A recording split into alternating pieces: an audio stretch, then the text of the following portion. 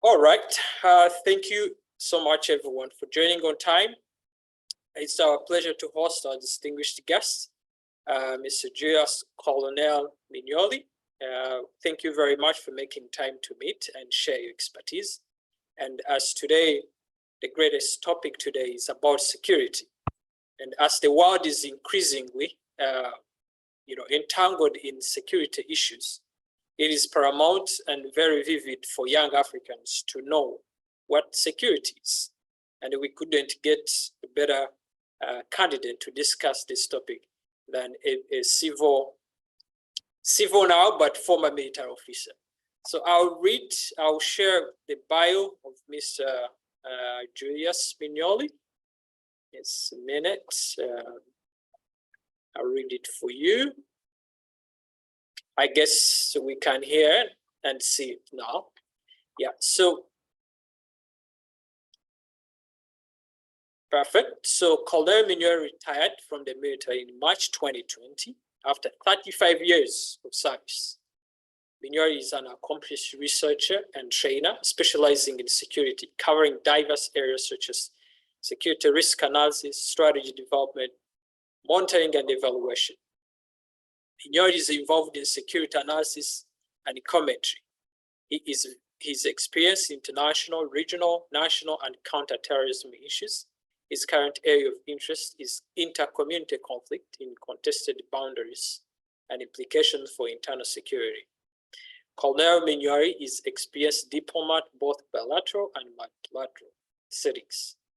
He's an accomplished author and currently a member of the editorial board of influential Journal of Policy and Strategy, a product of Global Center for Policy and Strategy. His education spans from Doctor of Philosophy, PhD, Security Studies, Kenyatta University, Master of Science, Security, Sector Management, Cranfield University, Bedfordshire, UK. He also holds a Master's in International Studies from the University of Nairobi, Master of Military Operational Art and Science, Air University, Maxwell, Air Force Base, Alabama, US, Honors Bachelor's of International Politics, University of South Africa in Pretoria, Postgrad Diploma, Strategic Studies, University of Nairobi, Bachelor of Arts, International Relations and Diplomacy, University of South Africa, Pretoria. So he's an accomplished, distinguished serviceman, but combined with a diploma. So I will share with you his bio for those who would want to know the details. But without further ado, we want to welcome you and begin with saying hello. So could you say hello to our young leaders and audience? Thank you, Enoch, for this opportunity. I don't take it for granted, and I'm humbled to be here. And to all the young leaders who are listening to us from across Africa and elsewhere, welcome. I don't think that I'm the best to be here, but it's an opportunity that I've been given, and I will take it with the gusto that it requires and with the enthusiasm that it needs. I would like to start by saying that security in Africa has without doubt experienced challenges in peace and stability. From the Cape all the way to the Horn, Tojo to Maputo, conflict is inherent in the continent, and violence and war are widespread in the continent. We have experienced violence that has impacted our economic development, but not just in Africa. Violence impacts development across the world. In Africa, several initiatives have been started with to address the issues of violence and war. The African Union has been at the forefront of this, and the regional economic communities and regional blocs, such as ECOWAS, East African Community, IGAD, North African Brigade, and the SADC, the South African Development Community, have all come together to work towards getting a solution to the problems that we have. However, within the African Union, we have a structure, the African Union Peace and Security Architecture. These are which the regional blocs operate, the regional mechanisms also operate. It is one of the constructs of the Peace and Security Council of the African Union. It has several organs, the Continental Early Warning, the Choose, the African Standby Force, the Panel of the Wise, and the Peace Fund. A casual look at the Peace and Security Organization of Africa indicates that there is indeed a structure. However, a close interrogation of the African peace and security problems leads to the conclusion that there is no coherent strategy to close the gap between intent and action. Yeah, this is where we are going to be actually focusing. The annual AU summits, held twice a year, have become more of talk shops than decision-making organs. It is almost near impossible for those communiques that come out of those summits to be implemented. And we will see how. It is, however, it is not possible to actually the intent of the communiques if there was a strategy informing the actions to be so intended. The communiques come out smelling and sounding very nice. But at the end of it all, we end up with either lukewarm reception or not, or nothing at all. So a strategy that actually speaks to this issue is due. Another thing that you'll be looking at the African Standby Force. The African Standby Force is currently weak. And actually, I would argue that on the verge of becoming moribund.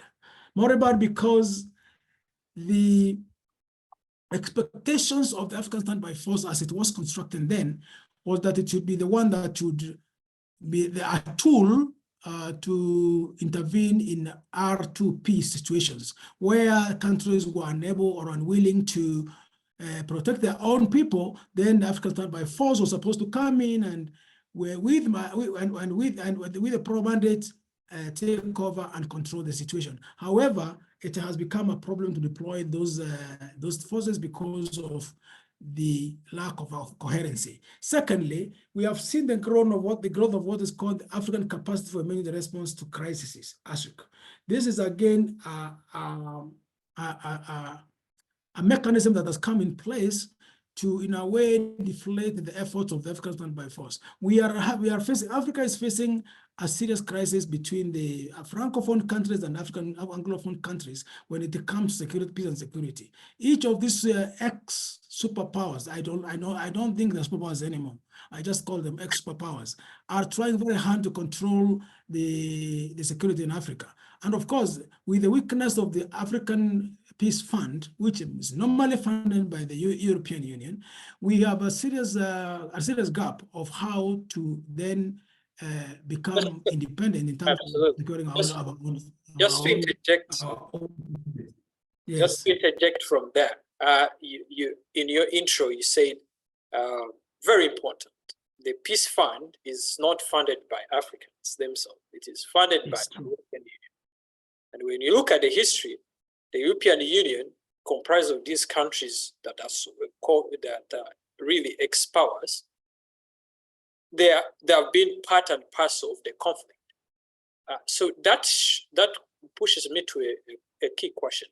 Then what are our foundations of peace and security on the African continent? What are those foundations? Because when you look at the foundations, really, security is expensive. It has operational strategic operations.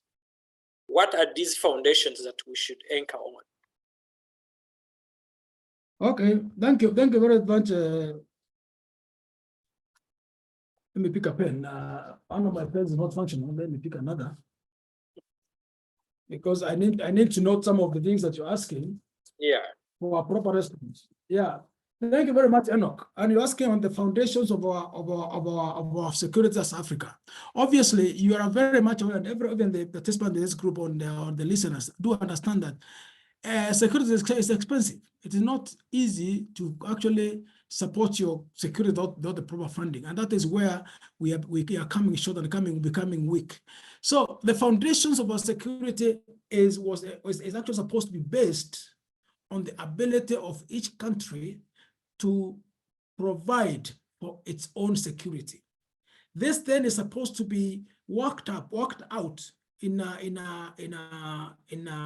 incremental way, that eventually brings every region to have its own security construct. East Africa, for instance, they have the IGAD construct. But again, the IGAD is competing with the EAC, East African Community. So we have a problem there. We have a problem of where does this country fall when it is in East Africa, and yet it's not operating under the East African Community.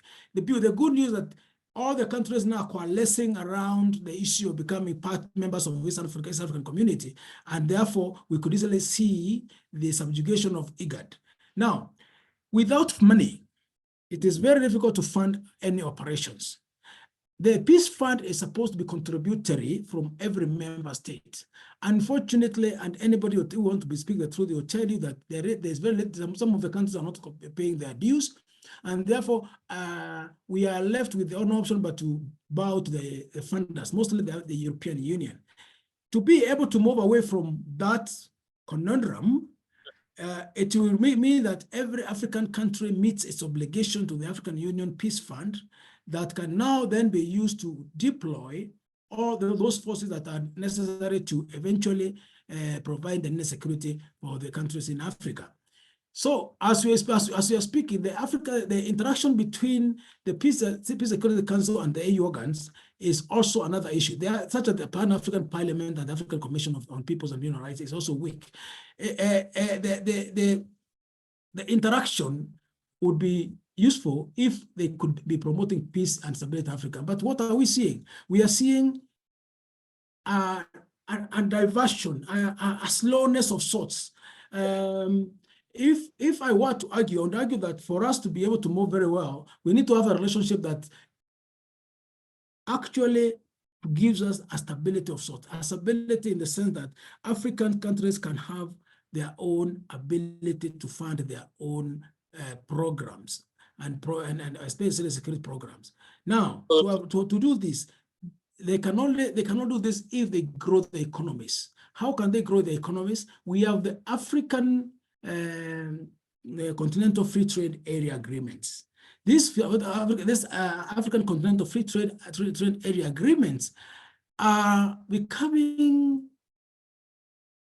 lethargic, for lack of a better word, because when you ask a country how many countries have signed, they are signing those agreements, but they're still retaining the restrictions that would otherwise see free movement of goods and services. Without trading, without making money, the countries will not be able to meet the obligations of the African Peace Fund. So having said that, then I will just move on to what really informs the current peace and security strategy of Africa is actually anchored in the Agenda 2063 of the African Union. This Agenda 2063 does not also, unfortunately, does not also go to the bone of the matter. It cuts around the issue of security, but talks more about common. About the commonality of what needs to be done. Let me see. Yeah. So when you look at what Agenda 2063 is advocating, it's all good, but it is weak also on the security aspect.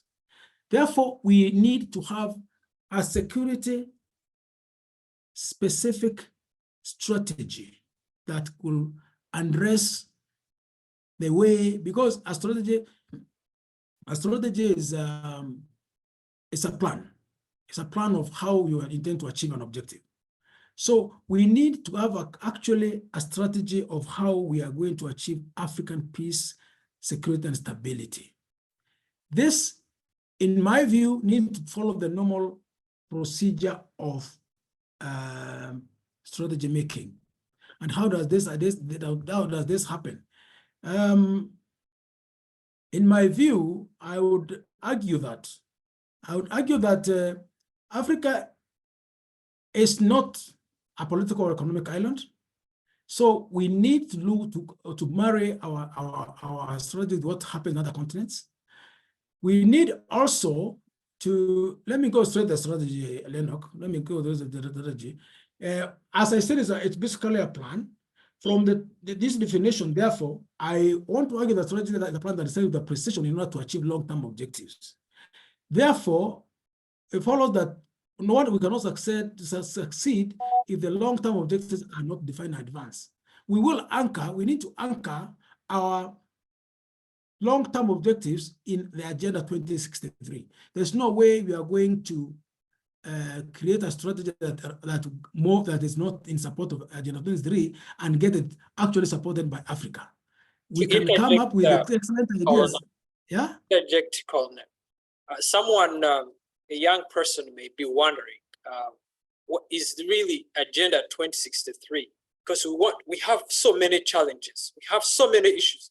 So agenda, this is 2024, 2063, this is like 30 years from now.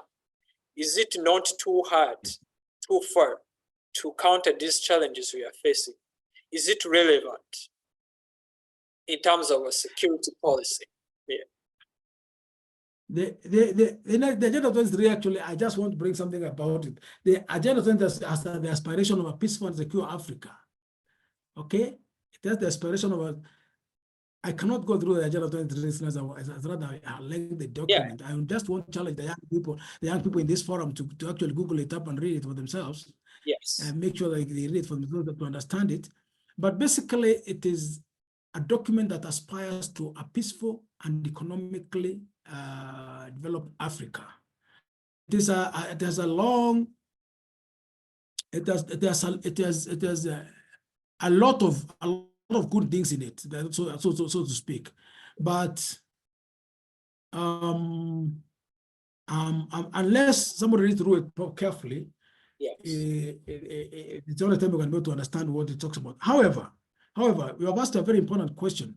The young people are looking at now. They're looking at the now, and they're asking, what is this man talking about on Agenda 2063? Let me come down to the now and link it to the Agenda 2063. I guess the Agenda 2063 is a roadmap for Africa to get from where we are to where Africa should be at that time. As a young person today, 2063 is your time, really. It's not. It may not be my time myself. It has to be the young people's time, and therefore they need to align themselves with that. But let me also come back to the security agenda the security strategy that Africa really requires. Africa really requires to have a strategy that is alive to the realities of the day. That is, there are many young people who are experiencing all sorts of insecurity. And this one, I'll go back to the UNDP document of 1994 that identifies human security as one of the most dangerous threats to human survival. And therefore, when you look at the issues of human security, then the young person should be very much concerned. It should not just be an issue of whether, most of the time when we talk about security, we are looking at boundaries and all that kind of thing. But when we talk to the young people of this continent, we should be looking at the security of the person, the human security aspect. Therefore, the young person should be asking him or herself, how then do I benefit? How do I move forward from being secured? How do I get myself secured by my country, by my community, and by myself? Let me say that one of the ways that you can experience security is by getting to know how to protect yourself. How do you protect yourself? First and foremost, you need to know how to speak to the security providers and work with them together. At the Center for Civilian Conflict, for example, we work with the communities and the militaries of this world to provide security, to provide protection, understanding to the communities and the militaries and security providers, so that when they interact with the people, they understand clearly what they need to do to have the people on their side and to secure the people. Because at the basic of it all, it is all about the survival, the lives of the people that you are working with. Therefore, the young people in this forum need to understand that it is about protection of their own rights and their own lives. Once they're able to understand that, then they will be able to see how a security strategy is going to be useful. A security strategy that does not include your own protection in terms of, am I protected from harm? Am I protected from anger? Am I protected from my my community that may want to harm me? How best do I then work with, like we argue at the center of Syrian conflict, we argue that every person has a right to be protected by their own government, and wherever they have a problem, they deserve to be to get what's called post-harm assistance. We talk about post-harm assistance. Those people can be assisted after they have been harmed. Therefore, security as a security strategy for Africa that does not include issues of protection is not likely to succeed. Therefore, what are we talking about then? How do we go about this? We need then to quickly identify the opportunities that Africa has. What are the opportunities that we have in creating the security strategy? One of the opportunities I identified personally is the availability of the young people who are able to be used as agents of change, so that we can move from the traditional understanding of security into the new concept of security as argued by scholars such as Weaver. So when we look at that particular item of how to integrate personal security with the state security, and then internationally elevate that to be applied at the African level, where now we have a mechanism of how, whenever there is a threat to human life, there is a mechanism that can be used to deliver protection.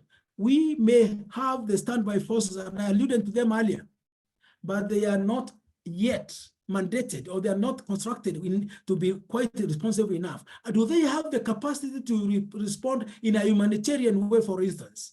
Do they have the capacity, for instance, to respond to crises where the country that is actually concerned, that country that's concerned is a member of the Peace and Security Council, for example? If that is not possible, then we need another mechanism that is going to give us that capacity.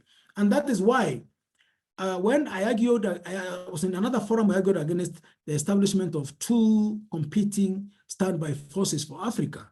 I said then there is an issue, because when one area requires to be pacified because of a problem, and the predominant force is from the opposing side, Africa is the one who's going to be at a loss. For that reason, then, we require to have that kind of a strategy that is all encompassing. That also, furthermore, as a strategy that does not include the person, the say, or the person who is being affected.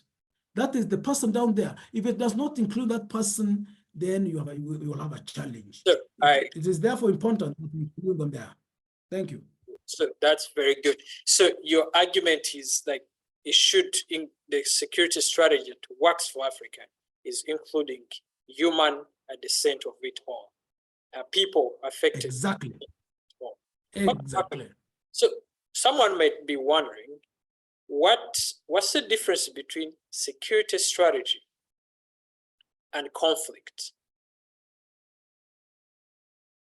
What is the difference between security strategy and conflict? And my second question is, many parts of Africa, it's usually a political problem, not actually a human problem that comes, like, you can't just find people. Like, for example, I'll give an example. In Nigeria, people are fighting in some states in northern part called Plateau states. You find people, you know, yes, wallowing on each other, destroying property and stuff.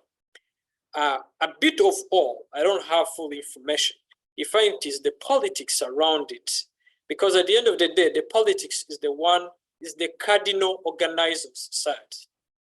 So how do we differentiate political security, human security, and then intermingle them into a collective security strategy that really helps us?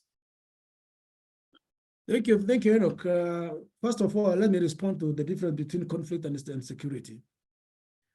Conflict is always inherent when there are incompatible goals. When there are incompatible goals, even in your house, you have a conflict, but you don't have insecurity. Security, on the hand, is an inherent threat to your life. Where it can be because it can be a violent, can come from violence, or it can come from lack. It is still a threat to your life. So that's the issue of security. But conflict is because when you have incompatible goals and you're disagreeing, you have a conflict. So that's the difference. Violent conflict automatically threatens you. So it contributes to insecurity. Therefore, violent conflict, not structural conflict, violent conflict is interlinked or directly linked to security. Are we clear then? Yeah. Therefore, when we are talking about this security strategy, we are going to look at, is conflict inherent? We will have to do a SWOT, a strength, weakness, and opportunity and threat analysis to be able to come up with that strategy.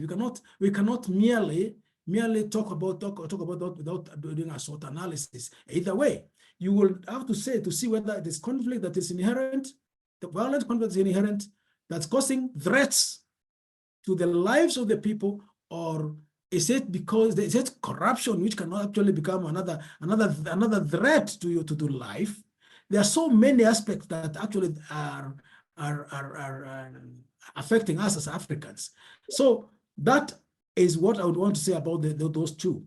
Then you've come up and asked and I'm going to link all of them together again. And you have actually come up and asked me, what about if it's a political problem? Because politics in Africa has become so confused that at the end of the day, we are doing things that are strange. We are fighting ourselves because of politicians. What if then it's a political problem that is causing that security problem? Because those are again linked. Again, political problems will cause security problems because of the nature of African politics that are driven by one, ethnicity, two, greed, and the greed and grievance theory applies here very well. So we can say that at the end of it, we have a conflict between political desires and security desires. Those are the two incompatibles that now obtain between the desire for us to have security ingrained within our systems. Also, how are we linking the three, the conflict, security, and political problems? We look at them like the conflict, when it's violent, is affecting security. Yeah. Okay. Then the political problem is also affecting security. I wish I could be able to be drawing on a board so that I can show you that I can create a continuum. Yes. A continuum that would actually bring about how these are related. We have one side conflict, violent conflict, the other side political problem. They link and together create insecurity. Now, the question on this, how then do we create a strategy that will ensure that political problems and conflicts, which are feeders of insecurity, do not actualize the insecurity that threatens our lives? We argue that. For me, I see like we have to start somewhere. And where do we start? We have to start by seeing how we can change the mindset, especially of the young people of today, because the violent conflict is mostly perpetrated by young people through manipulation of the older generation like us. We are the ones who are manipulating the young people to become violent. Because of our political problems create conflict. The conflict becomes violent. Violence becomes insecurity. So I would want to argue that an organization like African Rebirth, which is mentoring the young people, is just about on time. Why? Because many young people will now begin to understand that whenever there is a political problem, it is not this is not their baby. They need to understand that the politicians do not have their interests at heart. The politicians have their own interests, and they're using the young people only to gain what they want to gain for themselves. So the young people must also now begin to caucus and argue that they no longer need to be used as stepping stones. The young people can actually become the stones themselves. How do we go about this? We are going to argue that the young people need to rise up to the political arena, begin to take the rightful position in the political arena, and take a stake in the management of their own countries. If we keep on leaving the same people that have been there and the same people who have continuously mismanaged the politics of the countries, then we are going to continue conflict, becoming violent because of a political problem. Are we clear there? Absolutely. So the key question is understanding, and that's why I asked, because you find young people are protesting on the roads, protesting, but when you ask them why are you protesting, they will just say fuels prices are high. Okay, but in whose interest? Is it helping? Is it really these interests are bended to benefit you, or someone's just putting there a trap to be enticed to go into his camp? So understanding that young people are used as pawns in the bigger geopolitical strategy is very key. So thank you very much for that. And you've served for over 35 years in the military service at combat strategy planning. In your view, in your rich experience, what are the three fundamentals really inform African security politics? Let me ask you that one, because you find a very vague. You are from East African region, so I think you are very much aware. You're very much aware of the DRC Congo countries involved here problem. What really informs the African current security architecture to do what they do? Okay, thank you. That's a very good question, and you asked about three fundamentals. I will begin by saying that what really informed the African security situation right now, one of them is diplomatic. Our diplomatic outlay in terms of protecting our countries and our people is still nascent. I want to say still nascent, because you hardly find an African diplomat articulating in a foreign country, articulating issues concerning the security of a particular country has been posted, for instance. When you look at those countries that, like the US, the UK, China, when they come to Africa, you will find that an ambassador speaking about the security in the country of his posting, and issuing a statement that his government will not like this, to see this happening, that's happening, and that's happening. I know it's very difficult for African diplomats to probably speak like that in European and American states. But there's nothing stopping African diplomats from engaging with the government of their posting to urge or to actually articulate the gaps that exist in protection and in security of those countries. It is sometimes, as long as it's done in a diplomatic way, it can work. However, if it's done wrongly, it's a very delicate balance. If it's not done right, it can actually backfire very badly. But our diplomacy, that is our diplomacy in terms of security, is still wanting, because we are more of a talk shop than an action station. That is one. The other issue that's affecting the African security dialogue is probably the economic aspect. The economic aspect in the sense that Africa is full of resources that we do not use, which are exploited by other countries. Again, Africa does not have the money. We do not have the money to fund our own security structure. The reason being that we have let other countries to take over our resources, and for that reason, they give us what they think we need, not what we actually deserve. That is one. Then I'll move on to something that may be quite a bit controversial, and this is geopolitics. Africa is disadvantaged geopolitically. It is disadvantaged geopolitically because through our nature, that is because we do not have the funding or the money that we need, we tend to depend a lot on the foreign countries. These foreign countries have their own agenda. Let us look at, for example, at what's happening in Ukraine and the Middle East. Yeah. The two events have affected Africa in a big way. Africa, despite having the potential to be the grain basket of the world, we are not, unfortunately. Therefore, we depend a lot on imported grain, especially from Russia and the Ukraine, which has not been forthcoming now for a long time. We expect now that the Houthi regimes the Houthi regime in Yemen is taken over the Bab el Mandab, which makes it longer for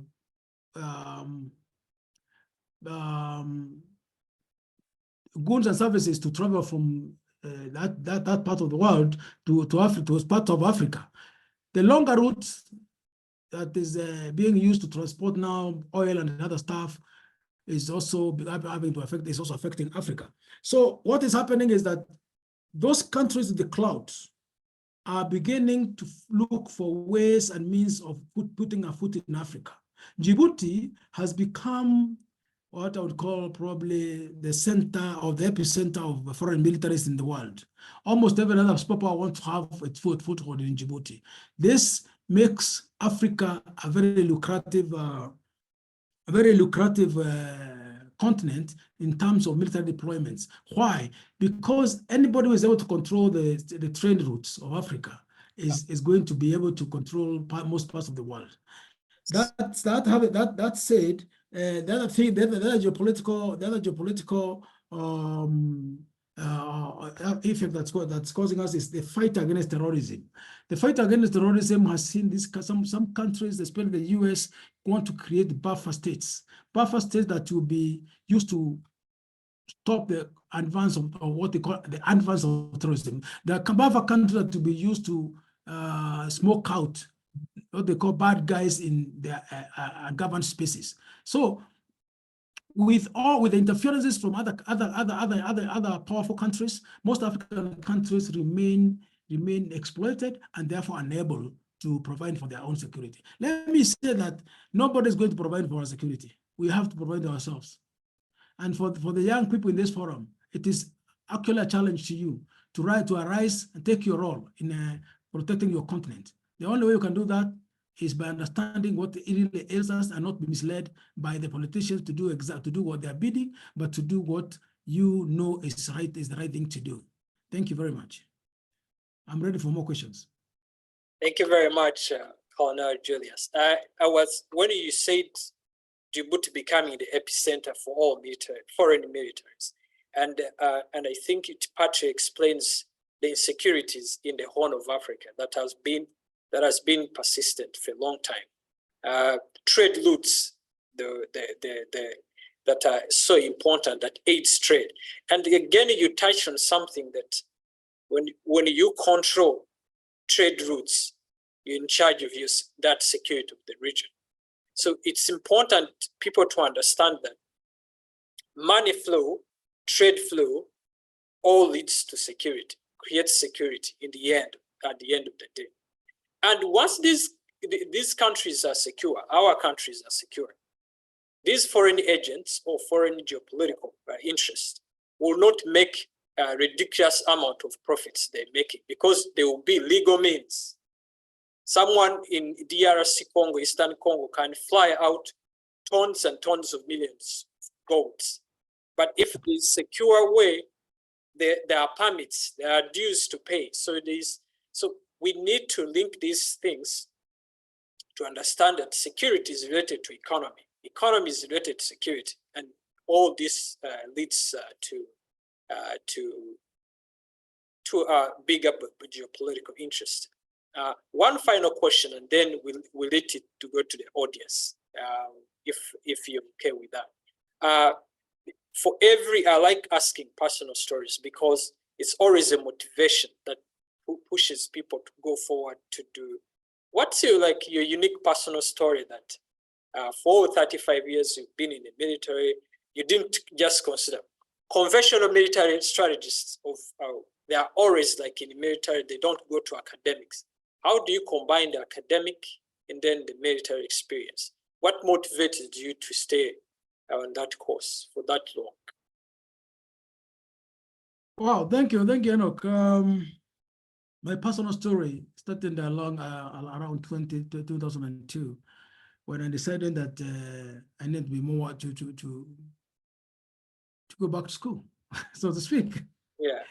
And within the Kenya Defense Forces, where I served, there was a strategy to empower officers to become not just military, not just soldiers, but also scholars.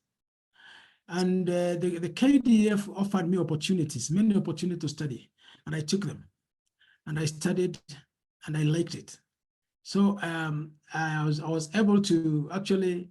Then I was also given an opportunity to become a lecturer at the Defense Staff College, which again gave me an opportunity to practice. As you can see, I have been given quite a number of scholarships abroad, and I took advantage of that as well.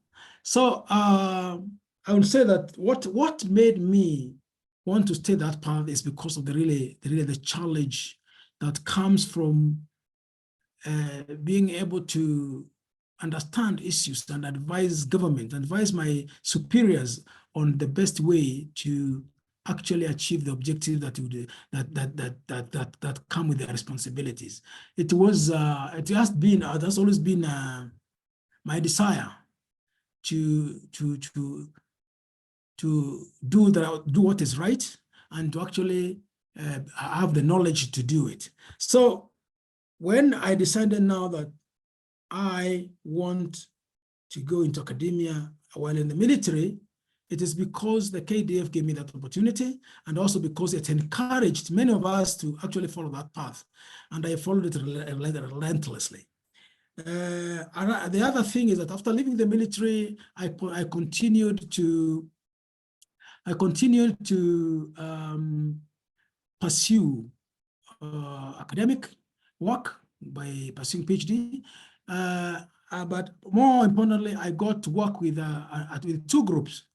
One group is called the Global Center for Policy and Strategy, where I am a non-residential research fellow. The issues that are discussed in that organization are very, very stimulating.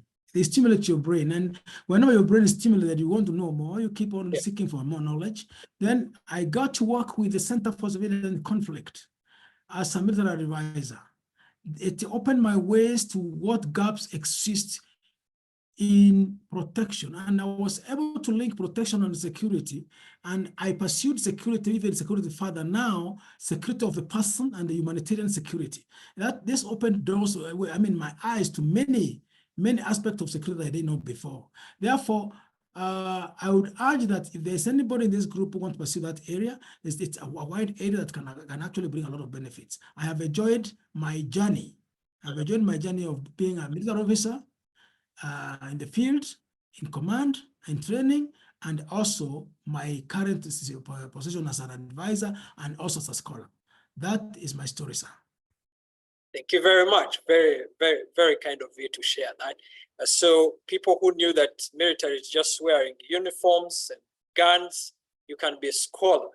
And that's why when you look at the militaries of the world that are advanced, we have thinkers, people who draw plans for the next military expeditions.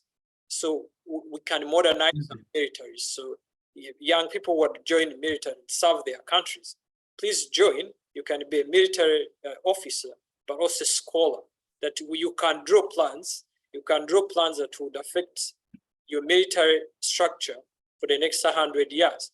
We need those brains to stimulate a new thinking And as the world is advancing Absolutely. in terms of military strategies and advancement, we need minds. Absolutely. Yeah. We need minds. So thank you very much for that. So we'll give a chance to the audience to ask questions. So these are protocols. So you raise up your hand, ask a question. You don't take too much time, and you get to other opportunities for others to ask. So Jonathan, state your name, where your name and where you come from, and a quick question. Jonathan, you have the floor. Oh my good, nine.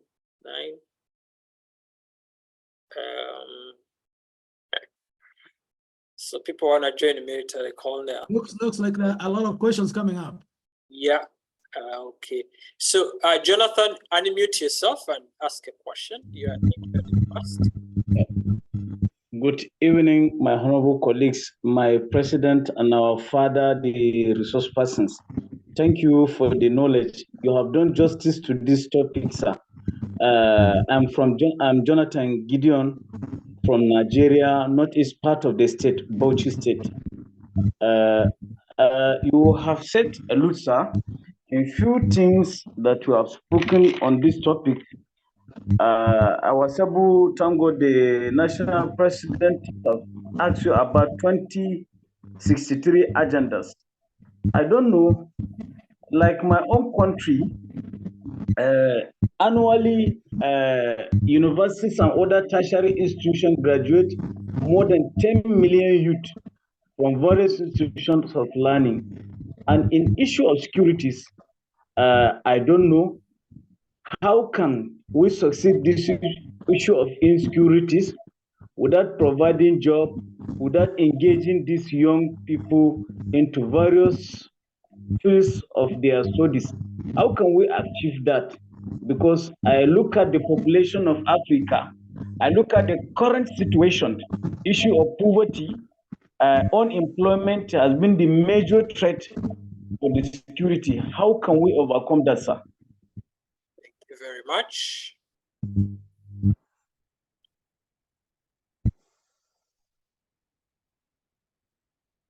Thank you. I don't know how you want me to go. Can I take 2 questions at a time? Then Sure, sir. Sure. Let me take 2 questions. Perfect. So the next person is Redeem 9.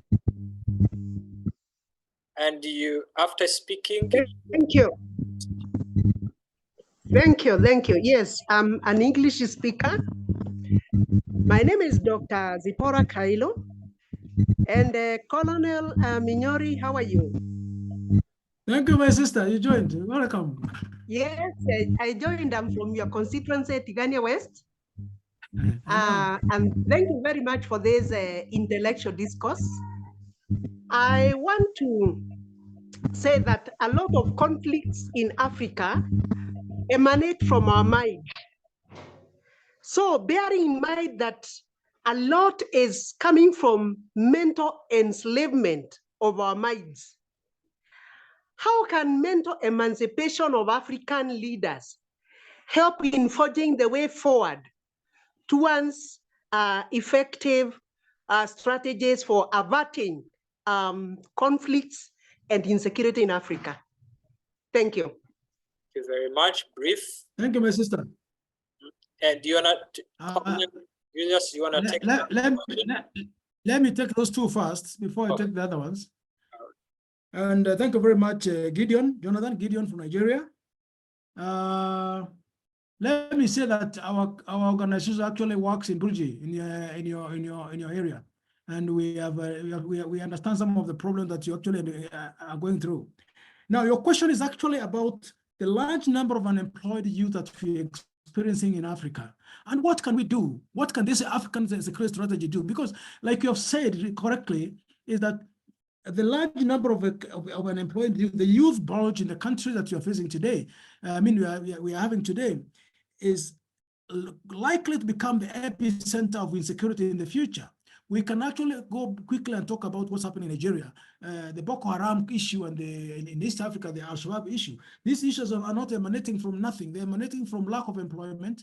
They are actually not emanating from, they're actually not emanating from, but they're actually being fed They are being fed by lack of unemployment. And therefore, the key question is then, what can we do to make sure that our youth have the jobs that they need to sustain themselves so that they don't get misled to become part of the problem? How do we make them part of the solution? First and foremost, one thing we need to do is we need to look at what is available. And I go back to what Enoch talked about, the political problem. Our leaders must move from this idea of them being the epicenter of everything and realize that the youth is taking over. The youth cannot be contained any longer. The youth bulge is across Africa. I think is about, let me check, it's about 25% of the Africans. They think that the 5% are youth. This is a very large number. It's not just in Nigeria that large numbers are being spewed out by the university and other institutions. A lot of youth are coming out, they are jobless, they are restless, and the Gen Z is even the worst thing that you can ever have because they are impatient. They're not just impatient, they don't tolerate, they are quick, I call them microwave solution seekers. And therefore, we need to have a solution to this. One of the solutions is first and foremost to look at how and who is employing. The government cannot take everybody on board. We need to create an enabling environment to enable the youth to use their energy, to use their brains, and to use their youth to actually become entrepreneurs. Technology is available. Maybe I might also share the ideas that I had. The area of AI is enticing and opening up a lot of things. We have the brains. The youth have the brains to actually become self-employed, but the governments of Africa must create that environment for them to be employed. They need to look at giving tax breaks to the youth. Ideas must be encouraged. When people create ideas, creation and innovation must be encouraged. The youth can step into that space. Another thing that needs to be done is to look at the Africa-wide demographics and therefore allow free movement of people. Free movement of people means that wherever you can look at it as a supply and demand issue. If you look at where there is a desire for something, then there is no need of closing that space because you're Nigerian and the job is in Kenya. It should be allowed that anybody, any youth who has got the requisite skills can move freely across the continent to access those jobs. That is some of the purpose of the solution. There's so many other solutions we can come up with, but first and foremost, then we need to sit down and think about exactly how to see this problem. It's a huge problem. It needs to be looked at, and I believe if we allow ourselves to think and actually, if we tame our leaders understand that it is not for them but for the future, then we are likely to get the issue. Thank you. Second question, Dr. Kailu, how would we change the mindset? How do we get mental emancipation of our people?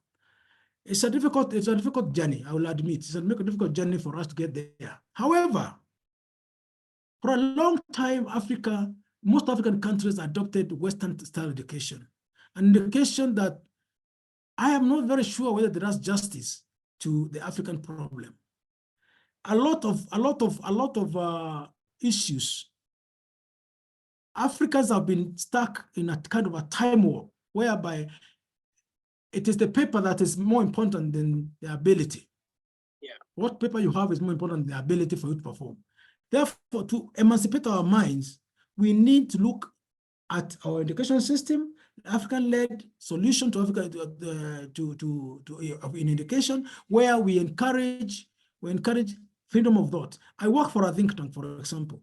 In the think tank, when we get there, we adopt Chatham House rules, whereby you can actually be able to speak openly. You can speak your mind, and those ideas that you bring about are now synthesized and brought about so they can inform policy.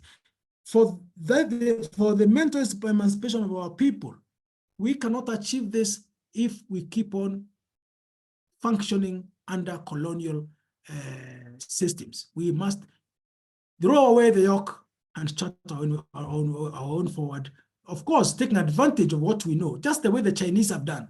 The Chinese did not jump over it. The Chinese have been clever to take what is good from the other side, but imbue it with their own culture and therefore be able to break away from the mental control that was imposed by the colonialists. Thank you very much. Let me take a few other questions. Thank you, Colonel Julius. Jackie, quick question. Unmute and ask. Then Sebastian, get ready. Yes, thank you very much for the floor given. I am Jacques Bashonga from the Democratic Republic of Congo. I am actually much more interested in this topic because it is related to the current situation of my country, and I would like to have hands of knowledge on this. And I would like to know what is the place of ethnicity in this insecurity happening in Africa, because I've been graduated from the Peace Building Institute, Never Again Rwanda. We have been learning on the genocide and everything. So I think even the problem happening in Congo, here in the Eastern DRC, because of resources and this ethnicity, like root causes, they all come from ethnicity. Then I would like to know, Professor, can you just tell us a little bit about ethnicity in this insecurity happening in Africa? And how can we young people, since we need to bring change, we need to bring solutions, how can we young people address these issues? Good question. Sebastian, just Rwanda is commemorating the 30 years of genocide against the Tutsi. Yes. So it's very. So Sebastian. Okay, thank you. My name is Sebastian from Nairobi, Kenya. Thank you. You're not audible enough. Can you try to?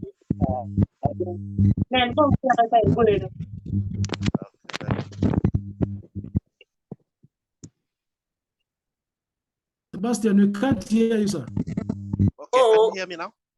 Yes. That's Or better. just to save time, you can type your comment. I'll read it. My name is Sebastian Lumiti from Nairobi, in Kenya. I have 3 questions. Question number 1, I'll be basing on Sebastian, just type to save time, just type your question because we can't hear you.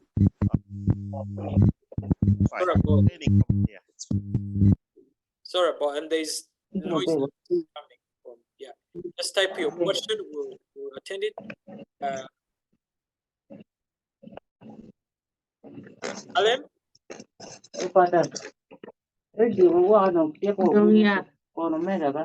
Please mute. I think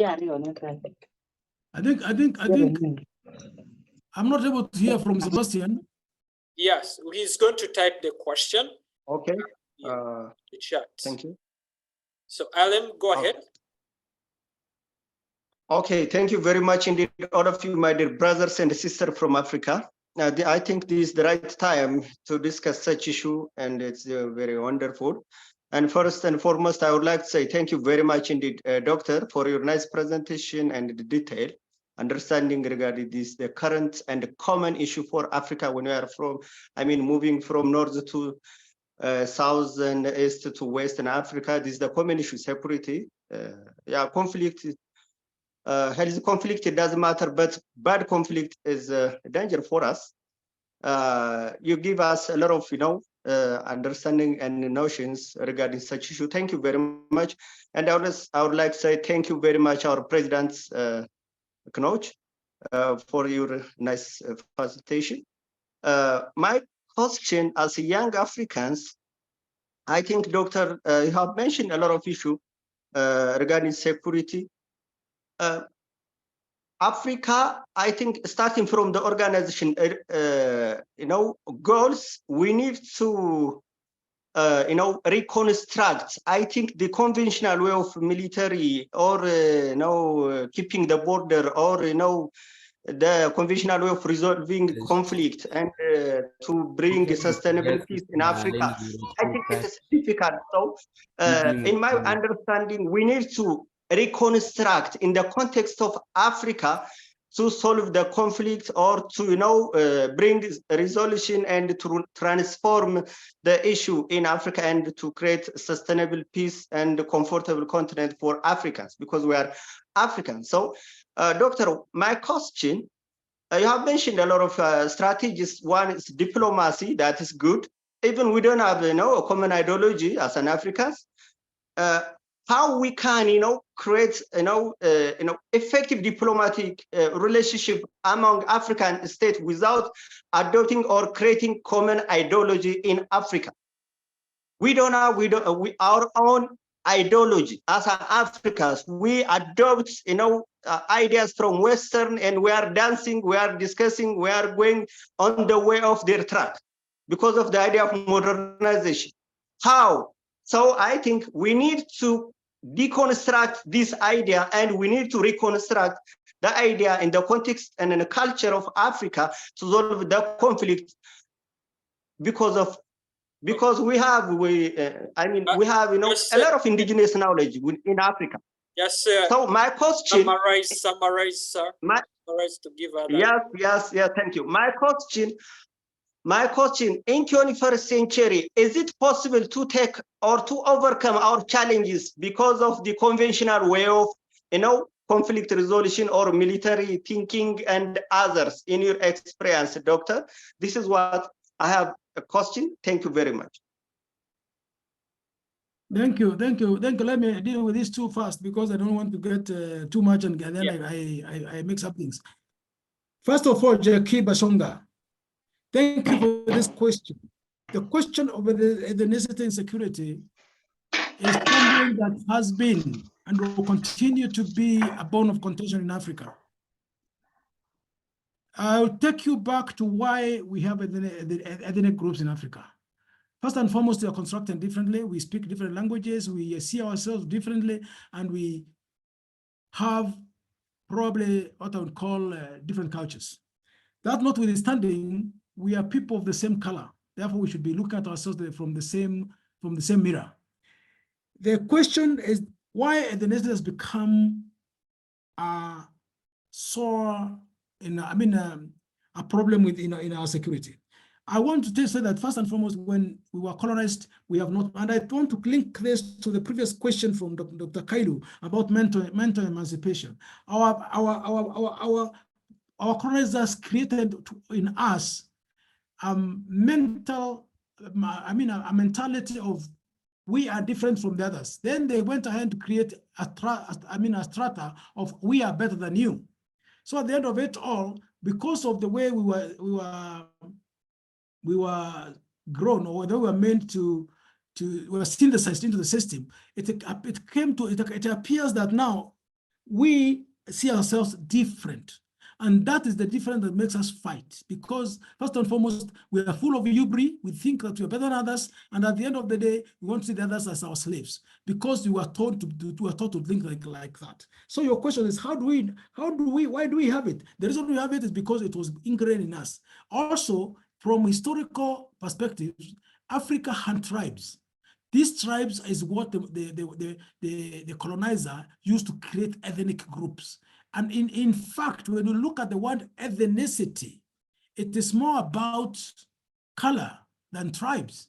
Tribes and ethnicity and ethnic groups are the same. But what happened is that the word ethnicity was brought in so that we look at ourselves not as tribes, but as ethnic groups, meaning we were different. Ethnic group is more about color and not about it's more about race. It's more about like cultures and more of closer traditions. But when it comes to tribe, the tribe is a different thing. Our tribes are not a problem if we accept that we can grow together in diversity. We accept that we can grow together in diversity, and we accept that when we accepted the creation of states and we accepted members of that state, then we are better off growing in diversity. That way, we could actually create defeat the issue of ethnicity. You have asked, how do we stop seeing ethnicity? How do we stop seeing ethnicity? And you have chosen the good example of the Rwanda genocide. We can only stop seeing ethnicity the way the young people are doing it. The young people today are not looking at each other from an ethnic lenses. You're marrying from the different tribe. You're not bothered about whether there's the she or he is from that speak your language or not. Again, you're speaking the same language because you've learned English, you've learned French, you've learned Arabic, you've learned Portuguese. You speak these languages and you're able to communicate these languages, and therefore you're able to kill that particular problem of seeing yourself as being different. So if you stop seeing yourself as different from others and you start seeing yourself as blooded African Black people belong to the same continent with the same ancestry, then you are going to destroy that ethnic yoke that separates us. It's actually an imposition from another group that we are different. We are not. Thank you. That's all I'm going to say about the health and security. Then I'm going to speak to Alem. Alem, I hope you are salam no. How can we change our diplomatic approach to make it African specific? That's a good question. We have adopted the Vienna Convention line hook and sinker, and by adopting that convention, we have sometimes we get to be muted and we cannot say anything when our brothers are suffering across the border because we are being diplomatic. So how then can we overcome this challenge? There are two things. We can overcome it, yes, and we cannot be able to overcome it. We can overcome it. We can overcome it if we accept that we are not the initial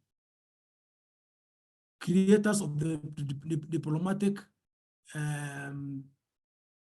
immunity. I mean, the diplomatic dialogue. Let me use that word. If we agree to that, then we can look at ways of actually coming up with our own concept of African diplomacy. And you have spoken about having a common ideology.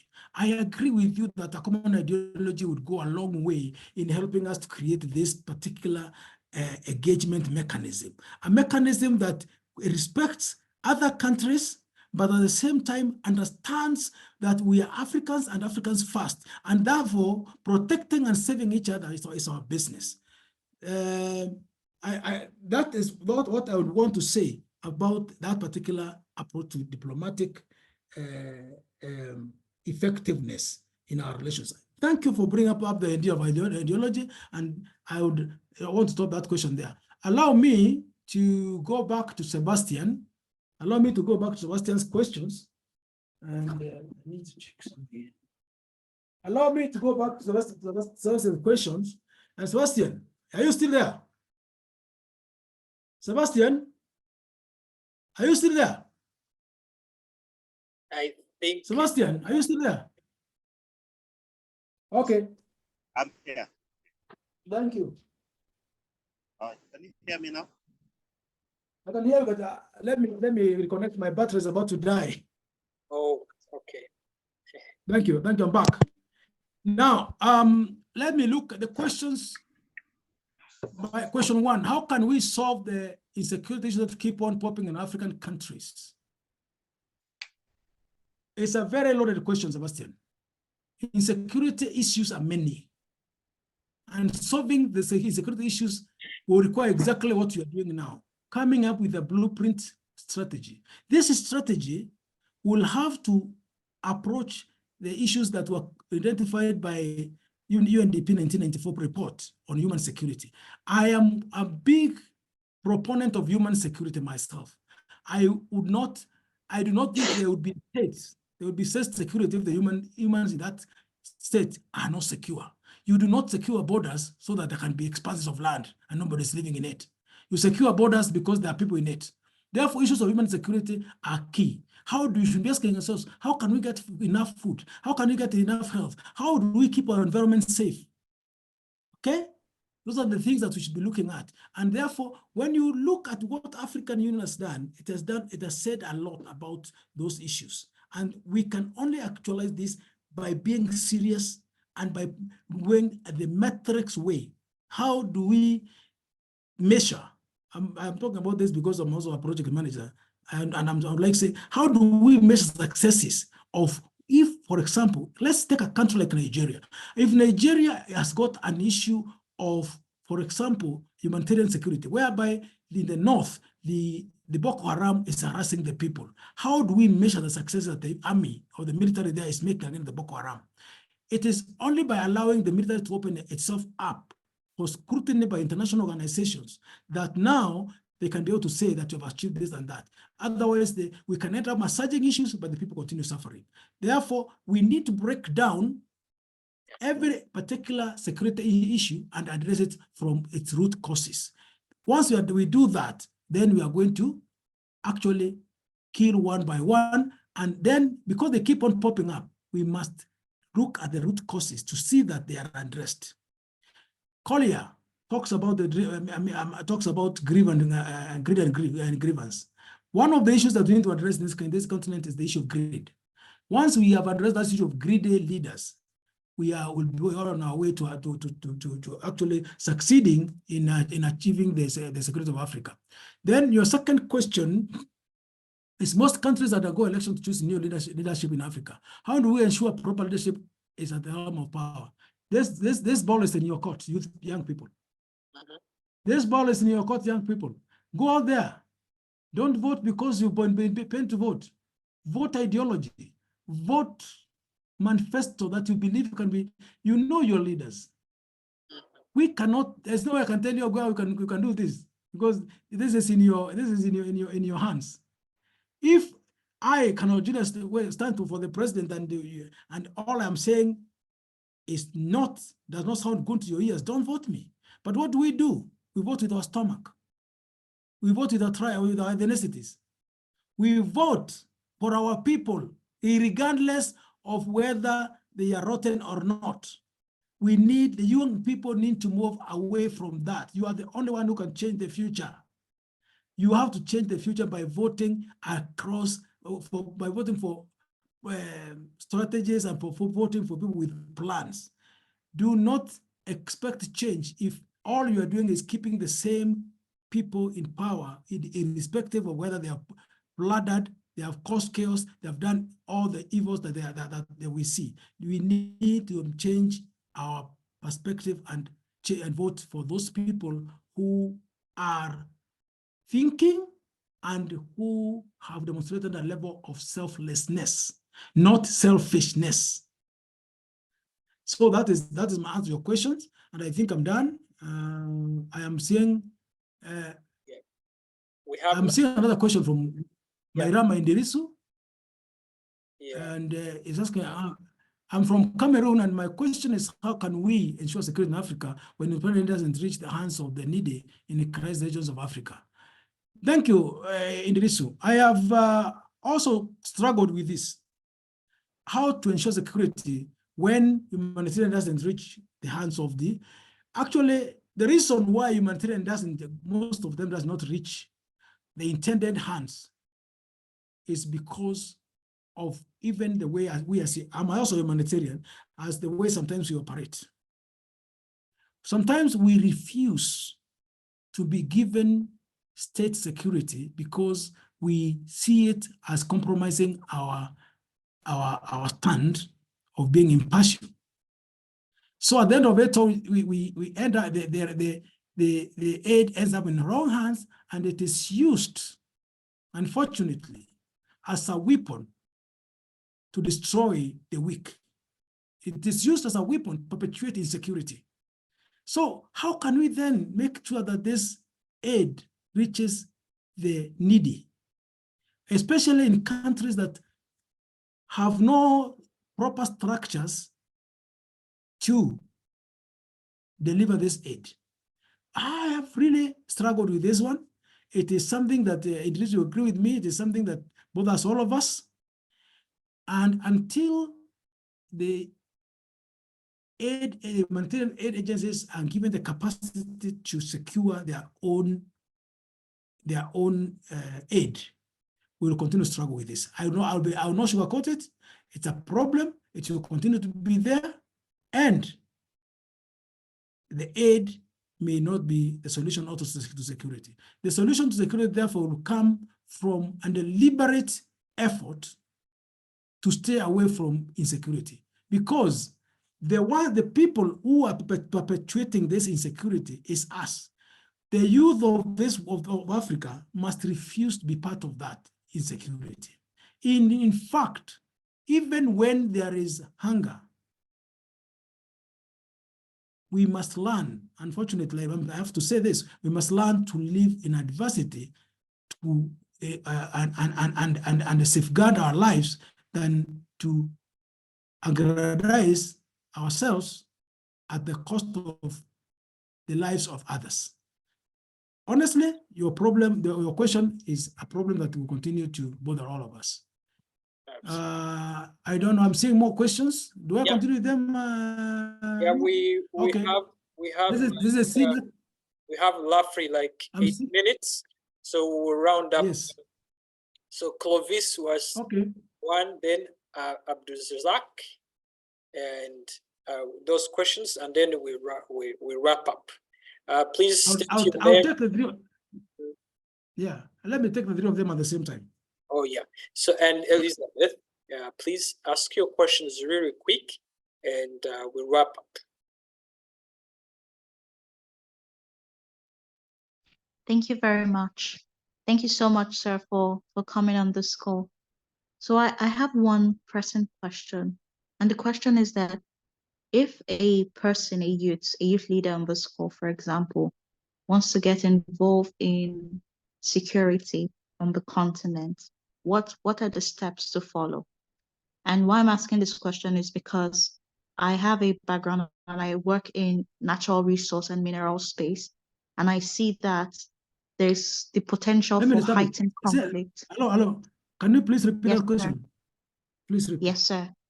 So the question really is that what are the steps for any young leader on this call who is interested in security? What are the steps to follow to really launch maybe a career or at least a potential presence to contribute in that space? And the context of this question is coming from the fact that because I work in natural resources in general, I see potential for heightened conflict on the continent because of the demand for various minerals for the energy transition. So this is really my question. So while I see the mineral side of things, physical security is important, but it's completely blank to me what to do. What can a person do there? Thank you. Okay. Next question, please. Clovis, if you're not there, Abdulrazak, do you want to ask? Clovis has asked the question. Let's have Abdulrazak. Yeah, Abdulrazak. Okay, not present. Margaret? Not present. Hello. Please, you're gonna. Hello, can you hear me? Yeah, please speak. Okay, thank you so much. My name is Abdulrazak Mohammed from Somalia. Security is a very big issue, currently in Africa. And my question to you, sir, is lack of security. I think it causes a lot of issues. And one of the symptoms or one of the causes of lack of security is lack of financial stability, illiteracy, and so on. And as you know, youth are majority of people who are causing lack of security, and it causes, like as I said before, illiteracy and financial stability. So as educated person or as a security activist, what is your role towards preventing the use of misleading these issues? Thank you so much. You will take those questions, and Colonel Julius will help us answer them, and we wrap up quickly. Let's have Elizabeth also asking a question, please, so they can wrap them up together. Oh, Elizabeth asked already.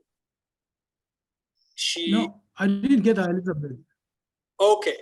Can you repeat your question, Elizabeth? Yeah, definitely. So my question really was on the steps a young person not in the security space can take just Okay, to I have it. Yeah. I thought that was Clovis. Sorry, No, Clovis Clovis did did ask the question. ask. And Yeah. Okay, thank you. Thank Thank you very much for those questions. Elizabeth, you have asked what steps do young leaders need to take in order to be involved in security? This is a very, very good question. And let me say that there are several avenues that can lead for you to become a security expert. And one of them is probably you're already working in the resource, in the natural resource sector. You can begin by offering yourself to the organization to do oversight work. Oversight work in the sense that all the resources that have been collected from your area pass through you. That's one of the easiest, one of the way to become a security person. However, to be more of a security person without joining the security forces, and I don't want you to ask you to join the security forces. Without joining the security forces, then you need to actually equip yourself academically. You equip yourself academically in issues of physical security. We have complete courses in physical security, protection, in investigations. You actually equip yourself that, and then you begin by offering those services through the established security system, like the security companies that provide that provides services to organizations like yours. You can also join the military, or you can also join the police service, or you can join your national intelligence service as a young person. From there on, then you can grow yourself to become a security provider, security and safety provider for your organization or any other organizations available. So the way to join, there are very many ways. Not necessarily by just going through the uniform. You can actually go through academia and become a security expert. You can also go through what I said first, to that kind of an internship, like a voluntary internship. Just do that yourself and slowly become accepted in the sector. So Abdirazak, you brought a very, very interesting aspect, and it is part of what I should have spoken about. How does finances and energy impact security? Very, very important. You remember I talked about the African Peace Fund not being able to fund the operations of you remember myself talking about the African Peace Fund not being able to provide the finances to fund the operations. So Africa needs to be actually serious about the Peace Fund. Every country must and should pay its dues into the peace fund so there's enough money for African operations. Already, remember, you see what's happening in Somalia. ATMIS is pulling out. ATMIS is pulling out because the African Union, is unable to fund it, and the EU is also not willing to continue funding. So we are being held hostages by the funding organizations. And unless we have our own money, we may not be able to realize our own security. We'll continue being manipulated by those who give us the funding. The other issues that you talked about is how energy, and you're very right, how can energy become a driver of security? Energy becomes a driver of security because energy is at the core of economic development. Manufacturing is an energy affair. Transportation is an energy affair. So water provisions is an energy affair. So all these require energy. However, Africa is, unfortunately, we are not energy deficient. It's just that we're not exploiting our resources. I would like to urge the countries that have got the ability to provide the energies to share the energy. Ethiopia, for example, should be able to make it possible for other countries in the region to access the products of the Grand Ethiopian Renaissance Dam at an affordable rate. This way, Somalia will be able to have enough energy, Kenya will be able to have enough energy, so South Sudan, etc. Egypt equally should be able to allow the energy resources to be used by Africa. Already Kenya is buying energy from Uganda and also from Ethiopia. Other countries will follow suit, but Ethiopia must also play its role as an African country, and a big one at that, to make it affordable to the rest of Africa. Once we have enough sufficient energies, then obviously we are going to have more manufacturing. More manufacturing means more economic activity. More economic activity means more money. More money means more money to the African Peace Fund. That way, we are more likely to have an opportunity to take care of ourselves. Thank you. Thank you very much, Colonel Julius. You've been so gracious with your time. Thank you very much. Please appreciate for his time.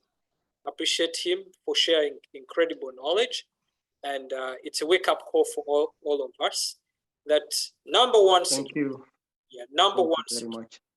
is human security, and that's what we should do. So just to wind up, do you have closing remarks, Colonel Julius? Thank you very much for inviting me, Enoch. And my closing remarks is that I would like to thank each and every participant in this session. Honestly, the level of knowledge that you guys have is too much. Sorry for those who are not able to answer their questions. Please, if you could share your email addresses, I could respond via email and answer those questions, because I can see if we are going to continue with this we'll have maybe the whole night. Because honestly, the interest is very big. I want to say thank you for availing yourselves also on a Saturday, for sparing your time, and also for giving. Thank you also for giving me this opportunity to be here. I am more than willing to appear again, and we can continue this discussion at another time. Thank you, and God bless. Thank you, Doctor. Colonel Thank you Julius. very much. Appreciate your time. And for everyone, it's a wake-up call for us. Security begins with personal, then it goes to community, then it goes to national. So when we take care of ourselves, when we educate ourselves, Colonel mentioned something that asked him about his personal story. He was thirsty for knowledge. And that's why he pursued, he moved from just being an ordinary soldier to an academic, to an intellectual. So this is very appealing for young people. That, okay, someone is celebrating. Okay, so it's very appealing for us to have hunger for knowledge, to understand politics, how it relates, understand security, to understand how we can prevent. And this is knowledge we can educate our peers, our community members. So it should not be taken to drawing board only, but should also be put to practice. So thank you very much. It's exactly 1 hour and 30 minutes. Thank you very much. Have a very good day, everyone. See you next weekend. And our next topic will be about diplomacy. Thank you very much. Have a very good day. Colonel Julius, Asante. Thank you. Thank you, Doctor. Thank you, President.